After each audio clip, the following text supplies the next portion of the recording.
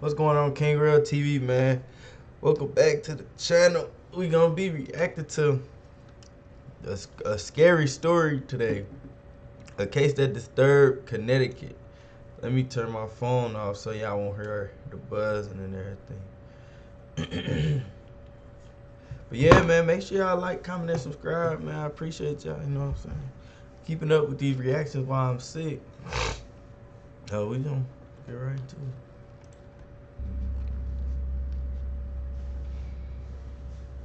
This case takes place in Connecticut, USA on the 15th of December, 2011. Tyree Smith was a 35-year-old single father who lived in Florida.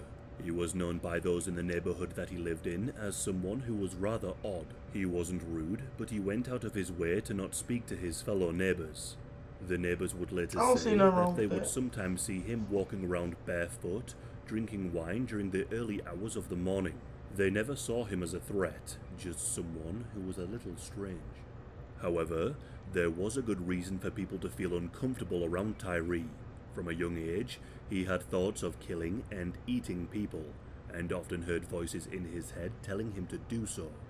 I couldn't find a great deal of information about Tyree's life growing up, other than he was born in Bridgeport in 1970. Wait, this the same two people?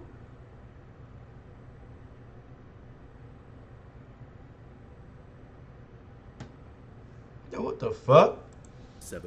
And moved to Ansonia with his family when he was 12. In the 11th grade, his grades dropped, and as a result of this, he dropped out of school and joined the Jobs Corps. It was around this time that his mental health issues began to become more noticeable. During the peak of winter, dressed in only his underwear, he was found walking outside in the cold alone. This Bro, I can't even laugh.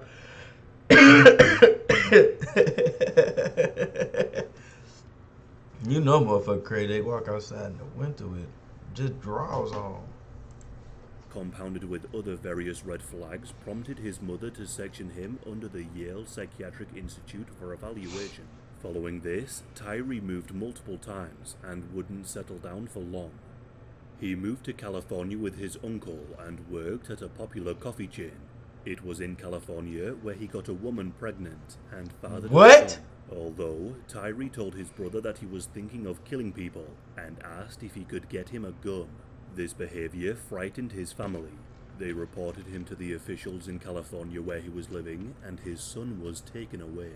The stress caused his mental health to spiral further, and he was in and out of mental facilities. In July of 2011, Tyree moved to Florida with his girlfriend.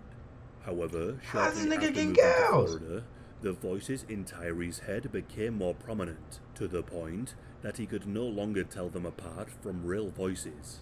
Tyree was also attempting to write a book about his life and the things he had experienced, although he had great trouble in actually putting pen to paper. On his social media profiles, he would voice his frustrations at his attempts at writing. On one occasion, he wrote about losing his flash drive that contained 300 pages of writing, and then updated his post and said that it somehow magically reappeared and was sat on the middle of his desk. However, his most disturbing social media post reads as follows: "Devouring your flesh, smelling your bodies burn in a heap. I hate the days they created, you filthy humans. There, that's what's been on my mind since a child. Happy? This..." Man, this thing sound like a freak. A creepy freak. That's exactly what he sounds like. Cause, bro, who thinks about shit like that? This post was a chilling warning of what was to come. In December of 2011, Tyree packed some belongings into a rucksack and purchased a bus ticket from Lynn Haven, Florida, back to Bridgeport, Connecticut, which is where he was from. Once reaching Bridgeport on the 15th, Tyree made his way to his cousin's house, a woman by the name of Nicole Rabb.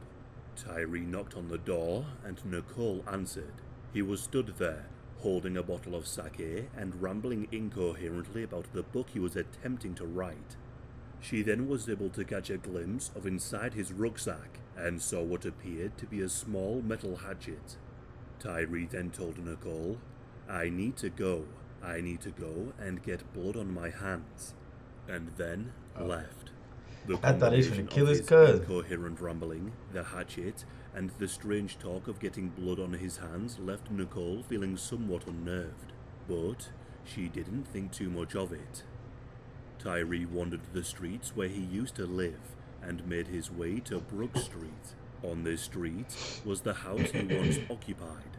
In what seems to be some kind of pursuit of nostalgia, Tyree found the old house, which was now abandoned and boarded up. Right. He sat down against the door and fell asleep. Tyree was then awakened by the sound of a man's voice. He looked up to see a 44-year-old man named Angel Gonzalez. Angel was a homeless man who was well known in the area. He told Tyree that he now lived in this abandoned house and told him to come inside, to which he did. Inside the abandoned home, the two men walked up the stairs, up to the 3rd floor. Once there, Tyree heard a voice in his head telling him to kill and eat Angel. He pulled the small hatchet from his bag and began to repeatedly strike Angel in the head multiple times. Tyree would later say that he struck Angel's head so many times that he caved in his skull. Once he was done, Tyree picked up some of Angel's brain matter and began to eat it. He then plucked out both of Angel's eyeballs and gathered up some brain tissue. He then made his way to a cemetery that was not too far from the house. In the cemetery, Tyree looked for and found a gravestone of a relative and sat. Bro, I bet you that dude did not think he's gonna get his motherfucking head bashed in. Like, on his way back to the house, he did not think that, bro. I just know he did. Beside the grave. There, he consumed both of Angel's eyeballs and continued to eat pieces of his brain, washing it down with sake. Tyree left Angel's body inside the abandoned house. The following day, Tyree returned to his cousin Nicole's home and the two sat and spoke briefly. However, she noticed what looked like spots of blood on his trousers. Nicole asked him where these stains had come from, and Tyree began to confess. He told his cousin that he had developed a desire for human flesh, a desire that he needed to fulfill, and that he had hacked a homeless man to death and cannibalized him. Horrified at what she had heard, Nicole demanded that he leave her apartment at once, to which he did. Nicole then picked up her phone and made a call to Tyree's mother, telling her about the horrific things Tyree had said and his worrying behavior. They both agreed to call the police. Tyree's mother made a call to the police, explained the situation to them, and pleaded with them to go to the Brook Street property and check on Tyree if he was there, as she believed that's where he would be. Officers were dispatched to the location and tried to enter the property. However, they were unable to do so and claimed that they were unable to find any opening space into the house, so they left. The following day, Tyree's mother was able to speak with Tyree on the phone. She begged him to go to the hospital and to seek help. Later on in December, Tyree traveled back to Florida, and the murder of Angel went undiscovered for over a month. Dang. Back in Florida, Tyree was living with his girlfriend. He told her that he was homeless, and she allowed him to live with her, where Tyree continued to write his book.